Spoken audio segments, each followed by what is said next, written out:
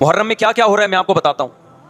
ان میں سے کوئی بھی عمل نہ ہمیں قرآن سے ملتا ہے نہ صحابہ سے ملتا ہے. ہمیں سیدنا حسین ابن علی رضی اللہ تعالی عنہ جو جنت کے جوانوں کے سردار ہیں, آپ سے محبت کا دعویٰ اس وقت مقبول ہوگا جب آپ سیدنا حسین کی سیرت کو فالو کریں گے.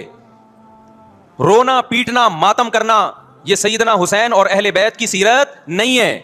اس بات میں دو رائے نہیں ہو سکتی کہ سیدنا حسین رضی اللہ تعالی عنہ کو جو کربلا میں شہید کیا گیا یہ کائنات کا بدترین ظلم تھا. جس نے آپ کی گردن مبارک پہ تلوار رکھی اس کی بدبختی میں دو رائے نہیں ہو سکتی. بہت ہی کوئی شقی اور بدبخت جو نواسہ رسول صلی اللہ علیہ وسلم کے قتل کی طرف بڑھا, بہت ہی کوئی بدبخت اور بد نصیب جو کوفہ کے گورنر ابن زیاد کے کہنے پر نواسہ رسول سے لڑنے کے لیے نکلا, جو اس ظلم کو ظلم نہیں مانتا وہ بھی اپنے آپ کو جہنم میں جانے کے لیے تیار کر رہا ہے. پھر کربلا میں ایک بڑا ظلم یہ ہوا کہ صرف سیدنا حسین ابن علی کو شہید نہیں کیا گیا, آپ کے ساتھ جتنے مرد تھے سب کو شہید کر دیا گیا. لیکن ہمیں پیغمبر صلی اللہ علیہ وسلم اور صحابہ کی سیرت میں کیا ملتا ہے, میں ایک آیت سے آپ کو سمجھاتا ہوں. مشرکین مکہ حضرت ابراہیم علیہ الصلاۃ والسلام کے نسب میں ہونے پر اور آپ سے محبت پہ بڑا فخر کیا کرتے تھے کہ ہم ابراہیم کی اولاد میں ہیں, ہم ابراہیم کے دین پہ ہیں.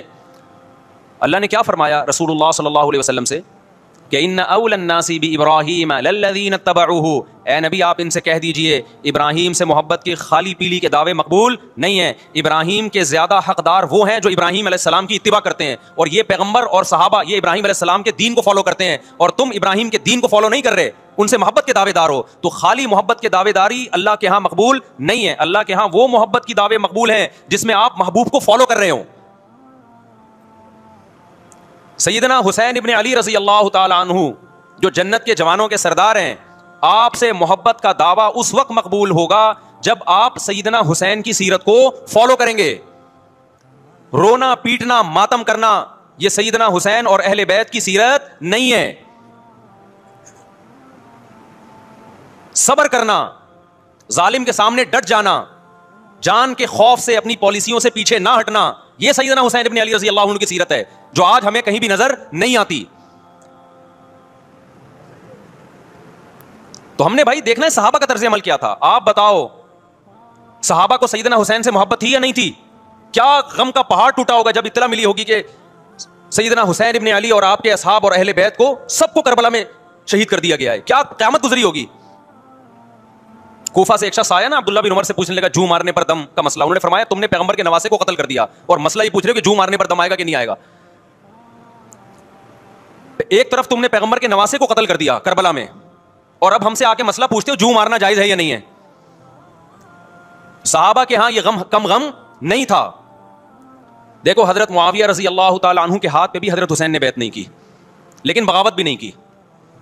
کیوں؟ بغاوت سے فتنے کا اندیشہ تھا. حضرت حسن جو حضرت حسین کے بڑے بھائی تھے, انہوں نے سیدنا معاویہ رضی اللہ تعالی عنہ کے ہاتھ پہ بیعت کی اور اس اختلاف کو ہمیشہ کے لیے اپنی کوشش کے مطابق ہمیشہ کے لیے ختم کر دیا. ختم ہوا نہیں ہوا ایک الگ بحث ہے, لیکن حضرت حسن کا مقصد کیا تھا کہ مسلمانوں کی دو جماعتوں کو میں آپس میں لڑتا ہوا نہیں دیکھ سکتا. لوگوں نے کہا آپ خلافت کے حقدار ہیں, آپ نے فرمایا میں دستبردار ہوتا ہوں سیدنا معاویہ کے حق میں. حضرت حسن بیعت ہو گئے حضرت معاویہ سے اور یہ اختلاف کو کیا کر دیا؟ ختم. حضرت حسین بیعت نہیں ہوئے, لیکن حضرت حسین نے بغاوت بھی نہیں کی. ہر ایک کی اپنی رائے تھی, حضرت حسن کی اپنی رائے تھی. ان کا خیال تھا کہ بیعت ہونا مسلمانوں کے لیے زیادہ مفید ہے, ایک پاورفل حکومت ہوگی, ایک طاقتور ریاست ہوگی, ورنہ لڑتے رہیں گے آپس میں. حضرت حسین کا موقف یہ تھا کہ میں بغاوت تو نہیں کروں گا لیکن بیعت بھی نہیں ہوں گا, کیونکہ اگر بیعت ہو گیا تو اس سے جو خلفائے راشدین کے دور میں جو خلیفہ کی سلیکشن کا طریقہ تھا وہ طریقہ ختم ہو جائے گا. تو میں اگر اس طریقے کو نہیں لا سکتا تو اس کے خلاف کو پروموٹ بھی نہ کروں میں. یہ بھی ایک رائے تھی. میں سمجھا پا رہا ہوں اپنی بات؟ بھائی رائے کا اختلاف ہوتا ہے نا. نبی صلی اللہ علیہ وسلم نے فرمایا اذا اجتہد المجتہد فإن اصاب فلہ اجران وإن اخطأ فلہ اجر واحد. جب کوئی مجتہد اللہ کی رضا کو سامنے رکھ کے اجتہاد کرتا ہے, صحیح اور غلط کا فیصلہ کرنے بیٹھتا ہے, رائے یعنی اس کا مقصد اللہ کی رضا ہو, تو اگر وہ درست نتیجے پہ پہنچے تو 2 ثواب, غلط نتیجے پہ پہنچے تو بھی 1 نیکی اس کو ملتی ہے, اس لیے کہ اس کے بس میں جو خیر خواہی کے لیے جو تھا وہ اس نے کر دیا. رائے کا اختلاف ہوتا ہے. تو حضرت حسن رضی اللہ تعالیٰ عنہ بیعت ہوئے حضرت معاویہ کے ہاتھ پہ. سیدنا حسین نہ بیعت ہوئے اور نہ آپ نے بغاوت کی, خاموشی اختیار کی. حضرت معاویہ رضی اللہ تعالیٰ عنہ نے سیدنا حسین کو تلوار کی زور سے بیعت پر مجبور نہیں کیا, بلکہ نواسۂ رسول کا خیال کیا اور وصیت بھی کی لوگوں کو. لیکن جب حضرت معاویہ کے بعد یزید جانشین ہوا, اس کی سب سے بڑی غلطی یہ تھی کہ اس نے نواسۂ رسول صلی اللہ علیہ وسلم اور آپ کے ساتھ جو چند اہل بیت اور چند صحابہ تھے, اس وقت بھی حضرت حسین نیوٹرل تھے. نہ حضرت حسین نے بغاوت کا ارادہ کیا اور نہ بیعت کرنے کا ارادہ کیا. یزید ابن معاویہ کو چاہیے تھا کہ سیدنا حسین رضی اللہ عنہ کو اپنے حال پہ چھوڑ دیتا, اپنے والد کی طرح. حضرت حسین رضی اللہ تعالیٰ عنہ کو جب کوفہ سے خطوط آئے, یہ میں وضاحت اس لیے کر رہا ہوں کہ حضرت حسین بغاوت کے لیے نہیں نکلے تھے, اس مسلمان حاکم کے خلاف بغاوت کے لیے نہیں نکلے تھے, کیونکہ رسول اللہ صلی اللہ علیہ وسلم کی بہت ساری صحیح حدیث ہے اس بارے میں کہ جو باغی ہے, جو ریاست کے خلاف بغاوت کرتا ہے, اس کو نبی صلی اللہ علیہ وسلم نے اس عمل کو پسند نہیں کیا. تو حضرت حسین رضی اللہ تعالیٰ عنہ کو کوفہ سے خطوط آئے کہ یہاں سارے کے سارے لوگ آپ کے ہاتھ پہ بیعت کرنے کے لیے تیار ہیں. ظاہر ہے جب کسی علاقے کے لوگ دارالخلافہ ہو اور سب بیعت ہونے کے لیے تیار ہوں تو پھر آپ کا جانا یہ بغاوت کا عمل نہیں کہلاتا. حضرت حسین رضی اللہ تعالیٰ عنہ اہل بیت کے ساتھ نکلے. کربلا میں جب پہنچے, مشہور واقعہ آپ 20 دفعہ سن چکے ہیں, وہاں جا کے آپ کو اطلاع ہوئی کہ وہ خبر غلط تھی, اور عبید اللہ بن زیاد نے ایک پورا لشکر بھیجا سیدنا حسین رضی اللہ تعالیٰ عنہ کو مجبور کرنے کے لیے کہ میرے ہاتھ پہ آپ زبردستی بیعت ہو جائیں. حضرت حسین رضی اللہ تعالیٰ عنہ نے مطالبے رکھے کہ یا تو مجھے واپس جانے دیا جائے, اور اگر بیعت کرنا ہی ہے تو میں دمشق میں امیر کے ہاتھ پہ جا کے بیعت کروں گا. بہت معقول مطالبے تھے یہ. میرا مقصد ابھی کربلا کا واقعہ بیان کرنا نہیں ہے, اس پہ بہت کچھ کہا جا چکا ہے, خود میرا بھی بیان اس پہ تفصیل سے ہو چکا ہے. اس کے بعد بھی سیدنا حسین رضی اللہ تعالیٰ عنہ کو مجبور کرنا کہ عبید اللہ بن زیاد جو بدبخت انسان, جو قاتل تھا اہل بیت کا, اسی کے ہاتھ پہ لازمی بیعت ہوں, جبکہ وہ امیر بھی نہیں ہے, وہ گورنر ہے ایک علاقے کا. تو نواسۂ رسول کا خیال نہ کرنا یہ بدترین ظلم تھا جو اس وقت حکومت سے ہوا ہے. حضرت حسین رضی اللہ تعالیٰ عنہ, دیکھو نبی صلی اللہ, آج ہم دیکھتے ہیں کہ جو بڑا آدمی ہوتا ہے نا, اس کی قربانیاں ہوتی ہیں, اس کی بڑی بڑی قربانیاں ہوتی ہیں. چھوٹے اپنے بڑوں کی قربانیوں کو کیش کراتے ہیں. آپ نے دیکھا ہوگا فلاں نے بڑی قربانیاں دی اور بچے موج کر رہے ہیں, دیکھا نا آپ نے. لیکن اللہ تعالیٰ نے رسول اللہ صلی اللہ علیہ وسلم کے نسب کو اس سے محفوظ کیا. ہمارے نبی کے 2 بیٹے حسن حسین, آپ کی نسل حضرت فاطمہ سے چلی ہے, دونوں شہید ہوئے ہیں. اس میں بہت بڑی حکمت تھی کہ پیغمبر صلی اللہ علیہ وسلم نے سب سے پہلے تربیت اپنے گھر والوں کی کی ہے. آج لوگ باہر فنٹر بنے ہوئے ہوتے ہیں, تبلیغیں کر رہے ہوتے ہیں, اپنے گھر کی ان کو پرواہ نہیں ہوتی. نبی صلی اللہ علیہ وسلم نے سب سے پہلے جو تربیت کی ہے, کس کی ہے؟ حضرت حسن اور حسین کی ہے. تو جب کربلا میں آپ کو چاروں طرف سے گھیر لیا گیا اور آپ کو مجبور کیا گیا کہ آپ نے ابن زیاد کے ہاتھ پہ بیعت کرنا ہے, تو آپ نے اس ذلت کو گلے لگانے سے انکار کر دیا. آپ کو 100% یقین تھا کہ اتنے بڑے لشکر کے سامنے میں ٹھہر نہیں سکتا, اسباب کی دنیا میں فتح کی امید نہیں ہے. لیکن حضرت حسین رضی اللہ تعالی عنہ نے لڑنے کا فیصلہ کر کے اور شہادت کو قبول کرنے کا فیصلہ کر کے ابن زیاد اور اس زمانے کے حکمران جو اس قتل پہ راضی تھے, قیامت تک کے لیے ان پہ لعنت کے سلسلے کا دروازہ کھول دیا. بعض دفعہ اللہ بھی یہ چاہتے ہیں کہ بدبختوں کو ڈھیل ملے تاکہ ان کا جرم سنستدرجہم من حیث لا یعلمون. قرآن کہتے ہیں نا ہم ان کو ڈھیل دیں گے, ان کو برائی میں ہم آگے بڑھنے دیں گے, ایسے بڑھنے دیں گے کہ ان کو خود بھی پتہ نہیں چلے گا, تاکہ قیامت کے دن ان کا عذاب ان کو کئی گنا بڑھا کر دیا جائے. اب میرے بھائی ہمارے لیے کیا سبق ملتا ہے؟ جب یہ واقعہ ہوا عالم اسلام میں کوہرام مچ گیا, لیکن کیا اس واقعے کے بعد اہل بیت کی جو مقدس اور پاکیزہ عورتیں تھیں, کیا انہوں نے نوحہ کیا یا صبر کیا؟ آپ کا ضمیر کیا کہتا ہے, انہوں نے نوحے پڑے ہوں گے یا صبر کیا ہوگا؟ بولو بھائی, صبر کیا. عبداللہ بن عمر رضی اللہ تعالیٰ عنہ جو کوفہ والوں کو ملامت کیا کرتے تھے کہ تم جو مارنے کے مسئلے ہم سے پوچھتے ہو, تم نے حسین کا قتل کر دیا, تو یہ حضرت ابن عمر نے اسی لیے کہا نا کہ آپ کو اس کا غم ہوا تھا. تو ابن عمر کا عمل کیا تھا؟ کیا انہوں نے ماتم کیا؟ کیا انہوں نے چھروں سے اپنے آپ کو مارا؟ حضرت حسین کا قتل بھی ظالمانہ, اور اس سے پہلے سیدنا عثمان کا قتل بھی ظالمانہ. اگر نوحہ یا ماتم جائز ہے تو حضرت عثمان کی شہادت کے دن بھی جائز ہے, حضرت حسین کی شہادت کے دن بھی جائز ہے, اور اگر ناجائز ہے تو جیسے عثمان کی شہادت کے دن ناجائز, حسین کی شہادت کے دن بھی ناجائز ہے. سمجھ میں آ رہی ہے بات کہ نہیں آ رہی ہے؟ قرآن کیا کہتا ہے ایسے مواقع کے بارے میں؟ تلک امۃ قد خلت لہا ما کسبت ولکم ما کسبتم. قرآن جب بھی پرانی امتوں کے واقعات بتاتا ہے, قرآن کہتا ہے یہ ایک قوم تھی جو گزر گئی, انہوں نے جو کیا اس کا بدلہ ان کو ملے گا, تم جو کرو گے اس کا بدلہ تمہیں ملے گا. تو ہمیں اللہ نے اس واقعے میں بھی بتا دیا کہ سیدنا حسین کا واقعہ, کربلا کا واقعہ جب سنا کرو تو یہ سوچا کرو یہ قوم تھی جو گزر گئی, جس نے اچھا کیا, حسین ابن علی نے اچھا کیا, ان کو اس اچھائی کا بدلہ ملے گا. اور جو حضرت حسین کے قتل کے حضرت سیدنا حسین کے مبارک خون سے جن کے ہاتھ آلودہ ہوئے, کیونکہ قتل کیا نا انہوں نے, تو لہا ما کسبت, ان کو اس ظلم کا بدلہ بھی ملے گا. تو ہمارا کام کیا ہے؟ ہم نے فالو کرنا ہے حسین کے راستے کو, نہ کہ حسین کے نام پہ ہم نے ماتم کرنے ہیں. حسین کا راستہ کیا ہے جس کو ہم نے فالو کرنا ہے؟ اب میں چند چیزیں آپ کو بتاتا ہوں.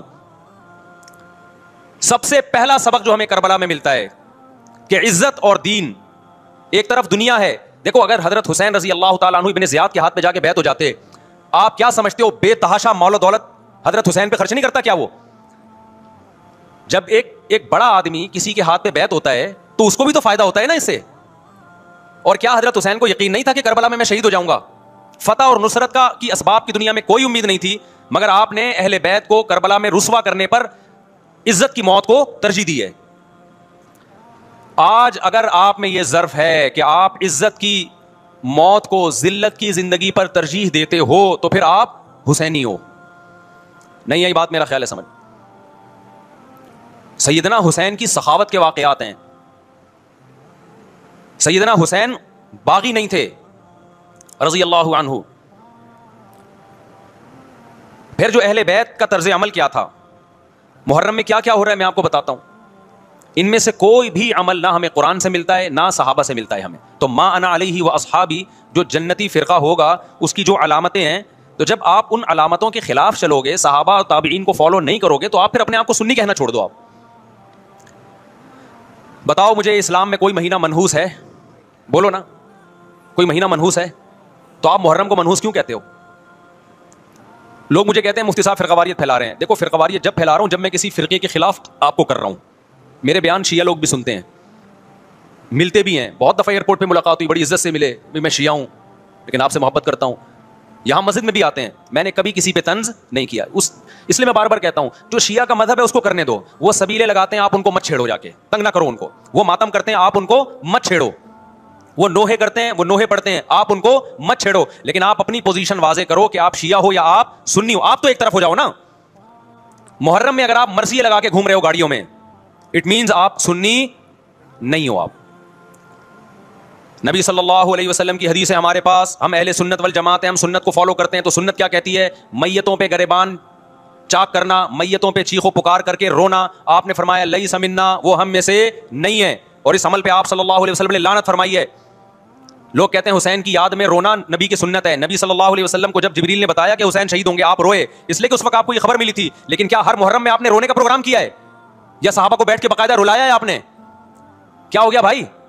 آپ کو بھی جب کربلا کا واقعہ کی خبر ملی آپ کی آنکھوں میں آنسو آ جائے, یہ نیچرل ہے, یہ حسین سے محبت کی علامت. لیکن ہر محرم میں باقاعدہ بٹھا کے رونے کا پروگرام کرنا یہ حسین سے محبت کی علامت نہیں ہے, بلکہ شریعت میں ناجائز ہے یہ غموں کو بڑھانا.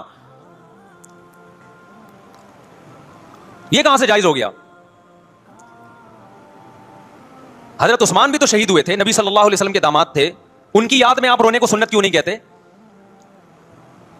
ہماری نظر میں حسین کا قتل بھی بہت بڑا ظلم اور سیدنا عثمان کا قتل بھی بہت بڑا ظلم تھا. دونوں مظلوم تھے, دونوں مظلوم شہید تھے.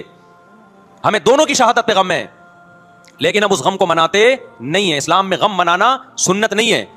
دیکھو جعفر طیار رضی اللہ عنہ, نبی کے چچا زاد بھائی, اہل بیت, جب آپ صلی اللہ علیہ وسلم نے ان کو لڑائی کے لیے میدان جنگ میں بھیجا, رومیوں سے لڑائی تھی. حضرت جعفر طیار کی 4 بیویاں تھیں.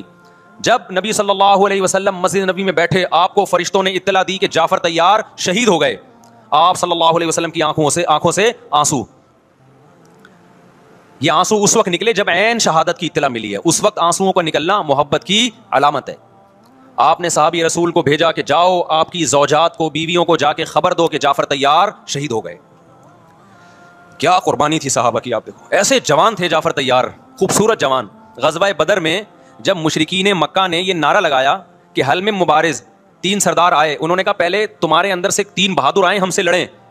دیکھو عربوں میں یہ ہوتا تھا کہ جب جنگ کے لیے 2 فوجیں آمنے سامنے کھڑی ہوتی تھیں تو پہلے دونوں طرف کے بہادر ترین لوگوں کی لڑائیاں ہوتی تھیں کہ جب تک دونوں میں سے ایک قتل نہیں ہوگا لڑائی شروع نہیں ہوگی.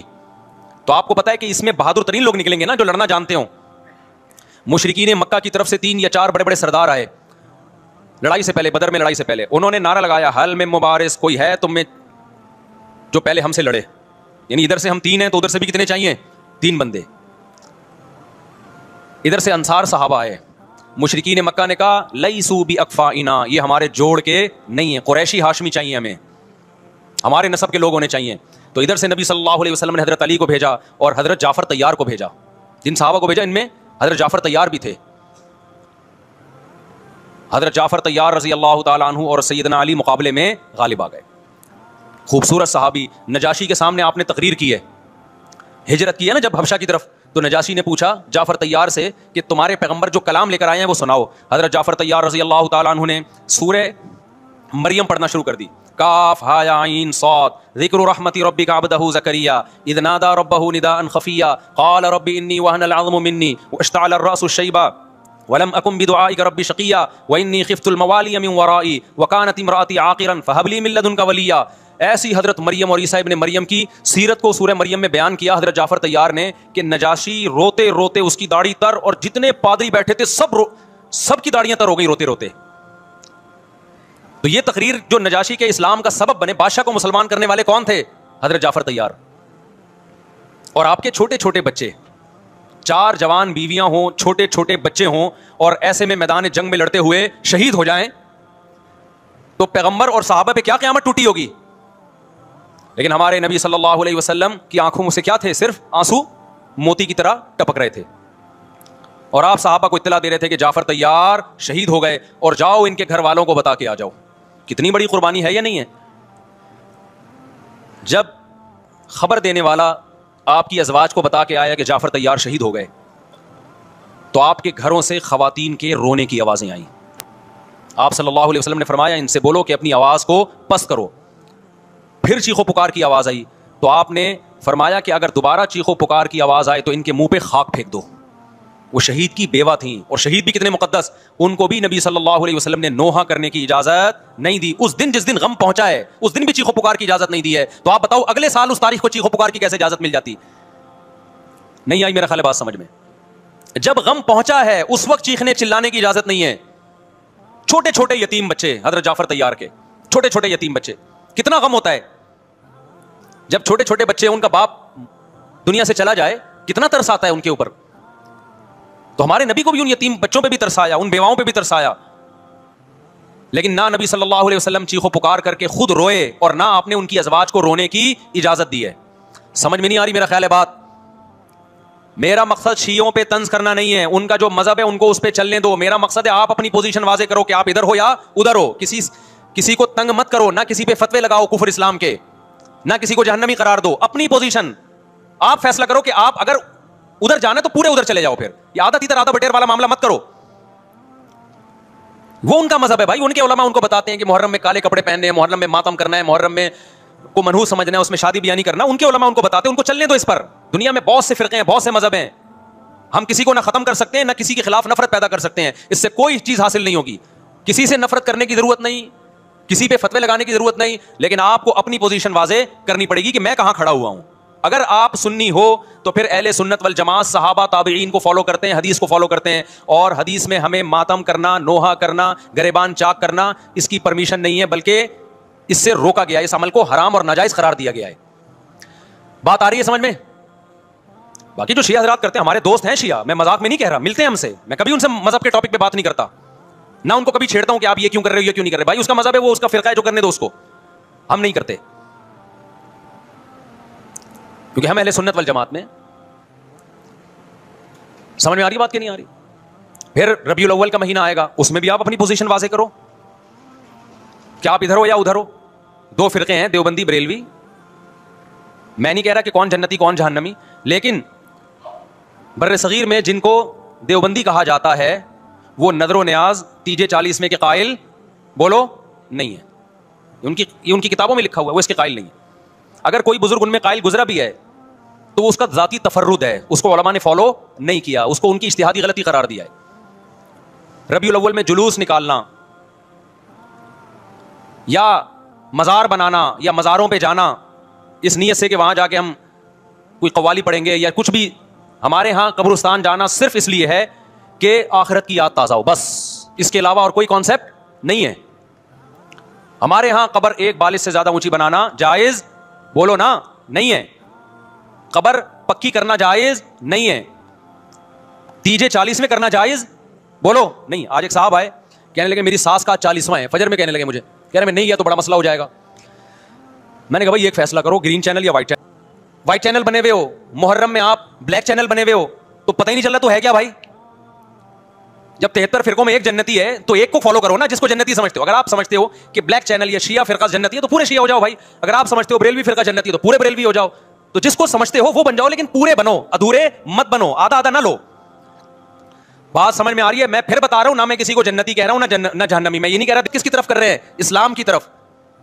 تو ہمیں ان سے بدتمیزی بدسلوکی کی کہاں سے اجازت ہوگی؟ تو میں نہیں کہہ رہا کہ آپ شیعہ بریلویوں سے دشمنی کرنا شروع کر دو, ان کی دعوتیں اٹینڈ نہ کرو, ان سے کاروبار چھوڑ دو, یا ان کو جا کے تنگ کرو, کیوں سبیل لگا کے بیٹھے ہو, کیوں ماتم کر رہے ہو. یہ کام مت کرو آپ. ہمارا ملک اس فرقہ واریت کا متحمل نہیں ہے, اس سے فساد پھیلتا ہے. لیکن اپنی پوزیشن آپ واضح کرو. ایک لکیر ہے آپ کھینچ دو. اگر کوئی شخص آپ کے سامنے صحابہ کو برا بلا کہتا ہے, آپ بولو بھائی یہ میری باؤنڈری کیا ہو رہی ہے, کراس. میرے سامنے آپ کو ان بزرگوں کے خلاف بولنے کی اجازت نہیں ہے جن سے مجھے عقیدت ہے. اگر یہ کام آپ نے کیا تو ہماری اور آپ کی راہیں الگ الگ. آپ کا جو مذہب ہے بھائی, آپ بند کمرے میں, آپ کے امام بارگاہ میں, آپ کے مسجدوں میں, جہاں بھی ہے وہ آپ کا نجی معاملہ ہے. ہمارے سامنے آپ نے کوئی ایسی بات نہیں کرنی جو ہمارے عقیدے کے خلاف ہو. تو آپس میں دوستی رہے گی. اب دیکھو عیسائی آپ سے ملتا ہے, آپ گپ شپ کرتے ہو, کھانا کھاتے ہو, لیکن عیسائی بار بار بولے میں آپ کے نبی کو نہیں مانتا, میں آپ کا نبی. آپ بولے گا بھائی تو نہیں مانتا تو ہم نے کب کہا کہ مان تو, لیکن میرے سامنے بار بار کیوں کہہ رہے کہ میں تیرے نبی کو نہیں مانتا. یہاں سے آپ کی اس کی دوستی کیا ہو جائے گی, پھر ختم.